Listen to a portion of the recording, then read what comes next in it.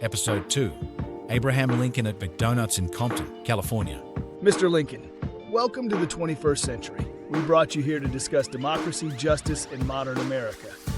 But first things first, have you decided between fries or nuggets? Lincoln stroking beard, looking solemnly at menu. A most difficult choice. In my time, a man was defined by the weight of his convictions. Here it seems he is defined by the weight of his combo meal.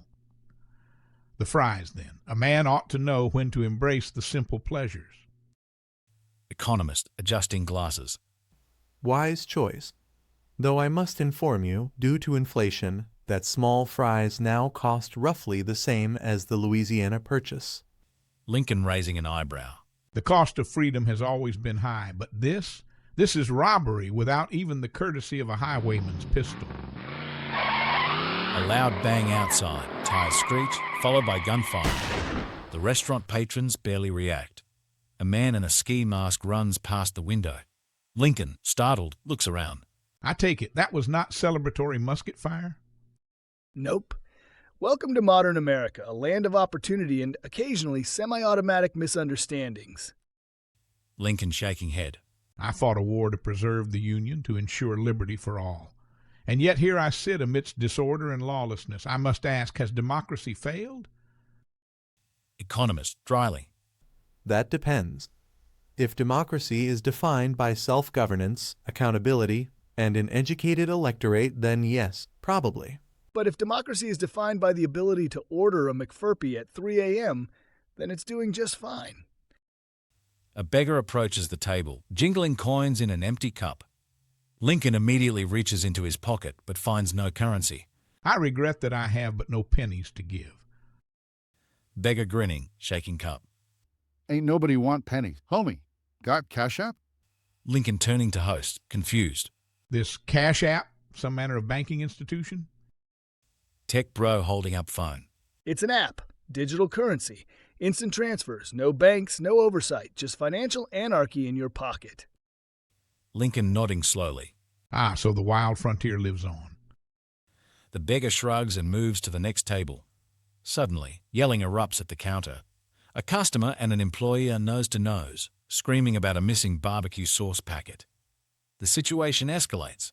The employee removes his headset. The customer waves a half-eaten burger like a weapon. Lincoln watching in horror. This is the state of discourse. This is how grievances are settled. Economist, nodding. Democracy in action. Two men, equal under the law, engaging in negotiation over scarce resources. And historically speaking, this is still a more civil disagreement than Congress. Lincoln shaking his head. My God, I had a dream for this nation. A vision of unity, equality, and reasoned debate, and here I find men ready to duel over a packet of sauce. A chair flies across the room. The McDonald's manager sighs and calls security. The fight dissolves into verbal threats and passive-aggressive chewing. Host best-selling author, leaning in. Mr. Lincoln, before we let you return to wherever you came from, let's get to the big question. Given all you've seen here tonight, would you say America is still the land of the free? Lincoln looking down at his fries, then up at the chaos around him, speaking softly. Freedom, my friends, is not a birthright. It is an ideal, one that must be cultivated, protected, and earned. A house divided cannot stand, and from where I sit, this house appears to be held together by the sheer willpower of its night shift employees. Pauses, takes a thoughtful bite of a fry. Lincoln murmuring. But I will say the fries are quite good. A siren wails outside. Another fight nearly starts over a spilled milkshake. Lincoln watches it all, sighs deeply, and removes his hat, placing it solemnly on the table. All right, Mr. Lincoln, let's talk about something big, digitalization. You were a man of letters, of handwritten speeches and carefully crafted words. What do you think of a world where people now communicate in 280-character tweets and dance videos? Lincoln sighing, adjusting his hat. I wrote the Gettysburg Address on the back of an envelope, and it has been remembered for generations. Now, it seems a man's worth is measured in how quickly he can respond with an emoji. Progress indeed. And don't forget, information is now controlled by algorithms. Your Gettysburg Address would be buried beneath cat videos and conspiracy theories before it had a chance to trend. Ah, democracy at work. Instead of reasoned debate, we now have likes. Instead of Lincoln-Douglas debates, we have people screaming into tiny screens. The power of the pen is now held hostage by the power of the meme. But come on, it's not all bad. Imagine if you had social media back then.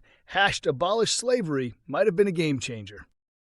Lincoln raising an eyebrow. And yet, I suspect hashtag John Wilkes Booth would do it again would have trended just as quickly. A pause.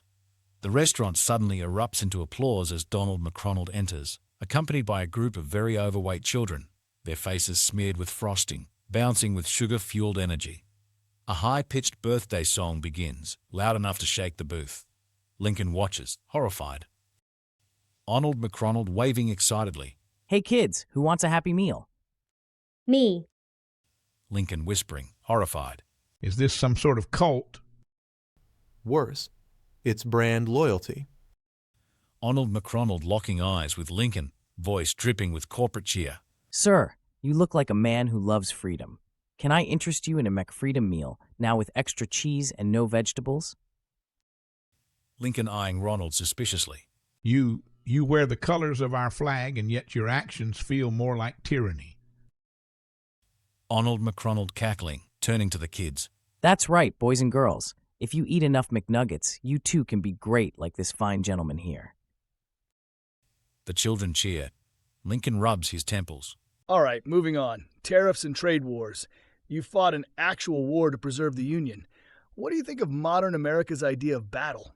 Specifically, making imported dishwashers more expensive. Lincoln blinking, taking a deep breath.